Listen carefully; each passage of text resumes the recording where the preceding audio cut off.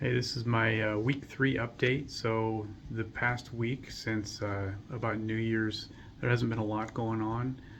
Didn't have much for doctor's appointments, and everything was kind of cool. We're preparing to start treatment tomorrow, actually. So, I'll start radiation tomorrow and have that for about 5 weeks.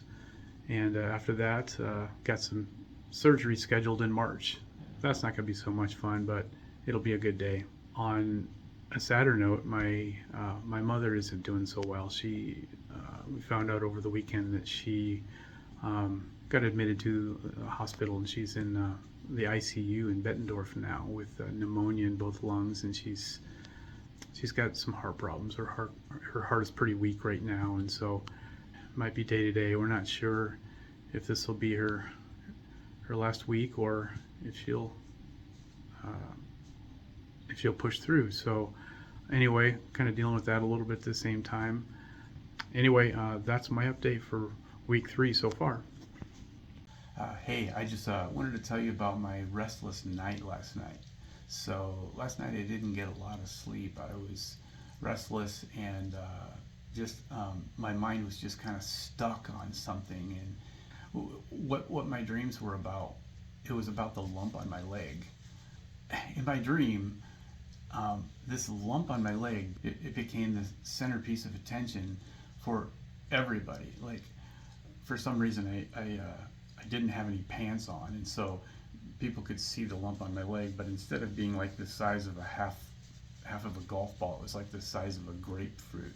And so for whatever reason, it was bigger. And I was in public, and people were walking by, and everybody was looking at it and talking about it, and they'd come up and ask questions about it. What is that, and can I touch it?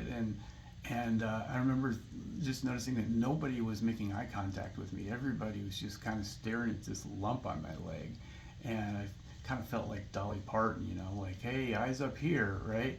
And so that was really weird. And of course, this dream kind of morphed a bit, and I also remember other parts of the dream, like I was on some TV show, and on stage somehow there was like a crowd, and there's 2 doctors that were looking at the lump on my leg, and they were trying to diagnose it, trying to figure out what it is. And I told them, well, it's a sarcoma, it's a cancer, and they're like, is it a wart? And another doctor, said, I think it's an overblown zit, or did he just whack his leg on something? And I kept saying, no, it's a sarcoma. And then the doctor said, no, it can't be a sarcoma. That is so rare. There's no way it could be that. And they just kept trying to diagnose it, figuring out what it was. And I remember one of the German doctors sounded like Doofenshmirtz on that cartoon. So I was thinking, here I am, I've got this thing, I know what it is, and they're misdiagnosing it. So I thought, well, hey, if they misdiagnose it, I'm going to have to take care of this myself. I'm going to have to microwave my leg for 5 weeks and then get an X-Acto knife and cut it out myself. And I remember thinking that, and like, how odd. So anyway, there was another part of the dream that I kind of remembered. I was outside of Kmart, and there was a little boy, maybe 4 years old, and he was up on top of the horse that vibrates, that rides back and forth. You put a quarter in. He was up on top of there, and then he saw my leg, and he jumped down off of there because he wanted to touch it.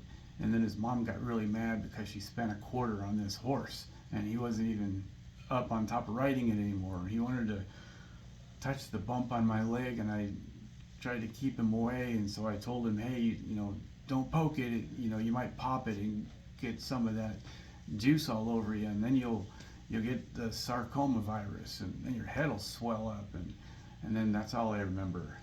I think that was maybe the end of my dream, but maybe conclude from all of this is that it's easy when you have a problem like this to maybe concentrate on it more than what we should. So.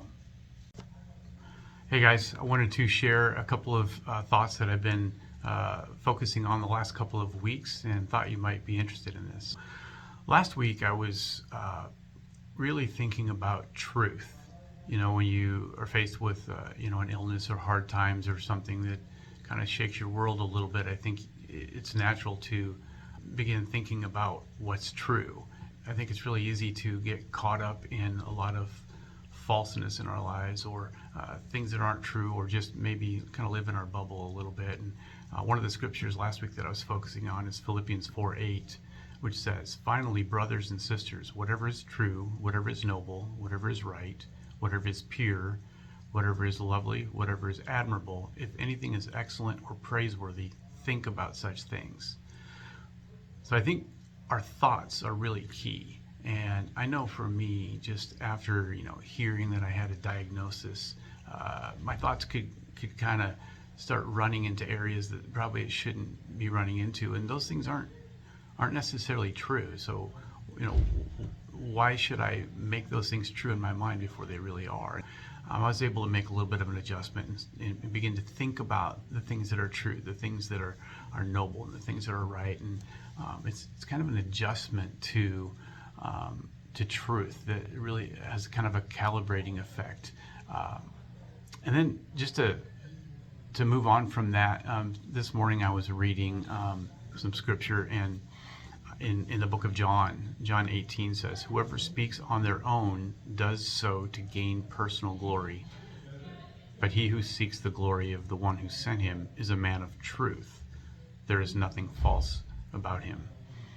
And I got to thinking about this scripture, particularly the word glory. Like, I've read the Bible 1,000 times, and I've heard the word glory over and over, and I hadn't necessarily really went into a deep study of what glory is. And so what it seems that glory is that it's just the acknowledgement or the awareness of the wonderful beauty that exists.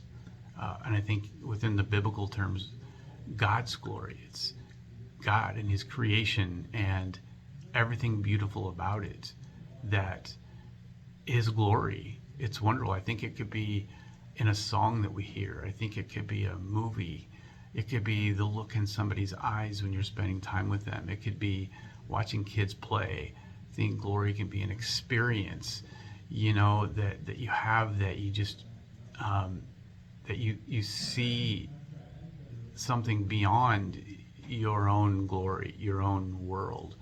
And for me, I think it's really easy to seek to gain personal glory. It's really easy to kind of get in your bubble and kind of lose track of God's glory and kind of shrink back into our own bubble and seek our own glory. Like in John 7 here, it says, "Whoever speaks on their own does so to gain personal glory." I think we can do that. We can speak on our own. We can say things that we think. We can give our thoughts and opinions about things. We can proclaim things. We can think all the thoughts, negative, positive, that we want. And if we're seeking our own glory, I think we're going to miss out on the glory that God has for us. It's really easy just in everyday life to get caught up in that. And I know for me, it's helped me, just the illness, to realize that, there's glory in suffering also. But we're going to miss that if we're seeking to find glory for ourselves. But there is glory in suffering because, the big picture, God's glory, has so much to do with the gospel message, where Christ came and he suffered on the cross for us. Was it suffering? Of course it was suffering. But the glorious part is that the suffering didn't last forever. And it opened up the door for something far more glorious than anything we can experience just within our own life, seeking our own glory. Another couple of scriptures that I read this morning, John 11:4 says, this was Jesus talking. Jesus said, "The sickness will not end in death. No, it is for God's glory, that God's Son may be glorified through it." So I really do believe that there is glory in suffering if our mind is right and if we're seeking the glory of God and not for ourselves. And then in John 11:40, Jesus said, "Did I not tell you that if you believe, you will see the glory of God?"